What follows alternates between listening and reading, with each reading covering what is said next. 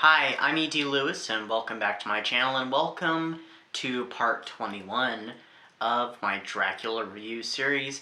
I know I didn't have one last month, it just wasn't going to work out, and I actually thought it would be perfect to go ahead and just wait and use my next Dracula review for Vamptember.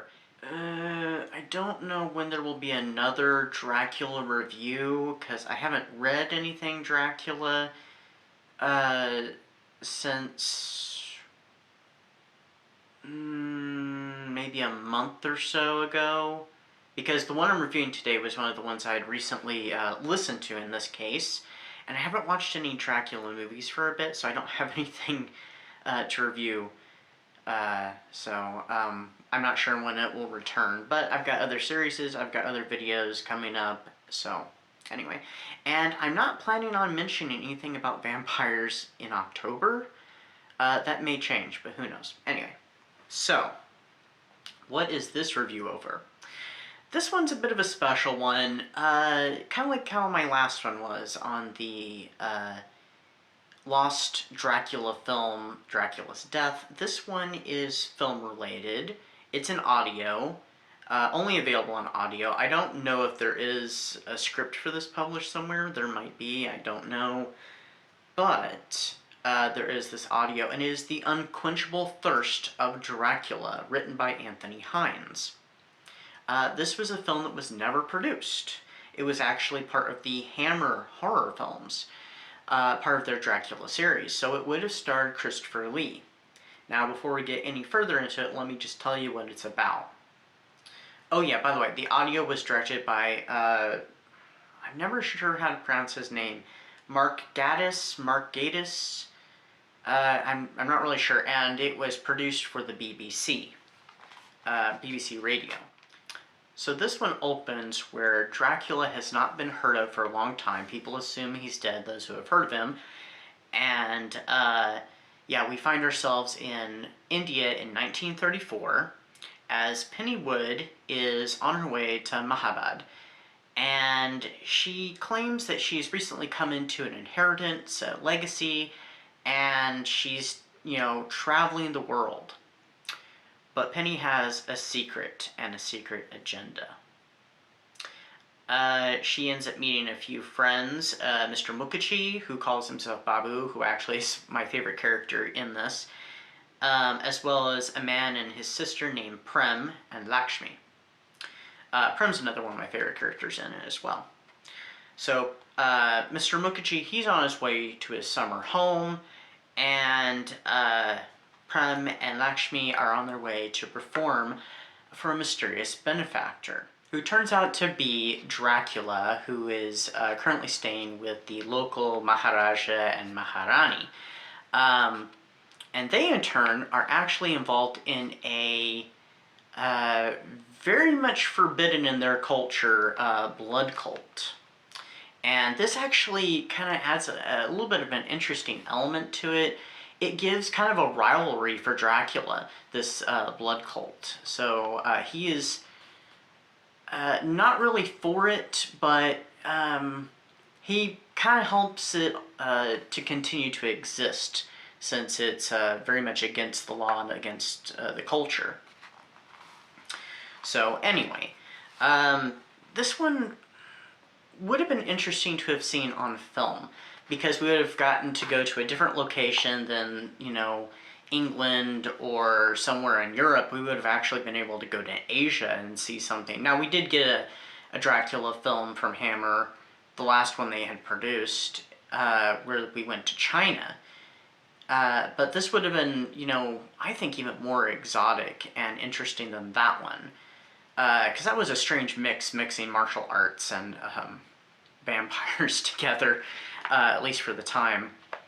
But anyway, this one would have been very interesting, and it would have been one of those that gives Dracula more to do, more lines, because in the earlier Hammer film Draculas, Christopher Lee oftentimes refused to say much of the dialogue, or he was written very little dialogue. This one, he had plenty to say, and the actor portraying him actually channels Christopher Lee really well.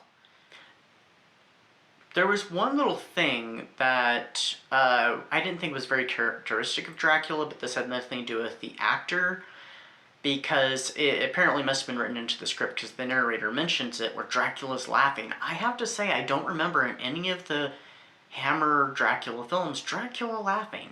He was always oftentimes very sober and like angry. He never like was very joyful or jovial. He was sinister without that glee, and there's a little bit of laughter, and it just seems out of character in my opinion for Lee's Dracula. But anyway, rather than that, the performances, especially Dracula's, were excellent, and this one would have been a follow-up to Scars of Dracula, which is not one of my favorites. I have gone back in the past couple of years and kind of rethought my view on Scars of Dracula. I give it a lot more credit now than I did back then, but it's still not one of my favorites. But I have to say I understand it more since it was kind of a reboot. It's not a direct continuation to the previous film, which was definitely not one of my favorites in the series, which was Taste the Blood of Dracula. I never really cared for that one either, but I think it's a little better. So this one would have been kind of a follow-up to that. It doesn't give an explanation how Dracula is alive after the events of Scars of Dracula, but we don't need to know that.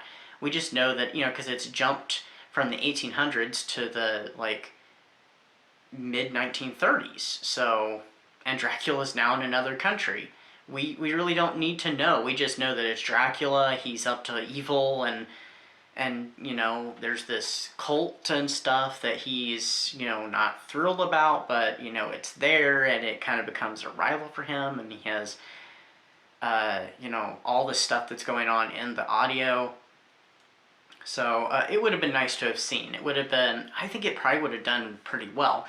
But they went ahead and did Dracula AD 1972, which gets a lot of hate, and I understand why, but it's kind of a guilty pleasure for me. I actually liked that one the first time I ever saw it, and it was another one of those where Dracula has more to say. He doesn't necessarily have a lot to do, but he has more to say anyway. I'm a fan of that one. It's understandable if nobody else is. It's just, I don't know. But I think it was, I'd read the reason why they switched to doing modern day with Dracula was because the Count Yorga movie did really well. And it took place, it brought the vampire, a Dracula-like figure, into the modern day. And it worked. It was very successful. And it was from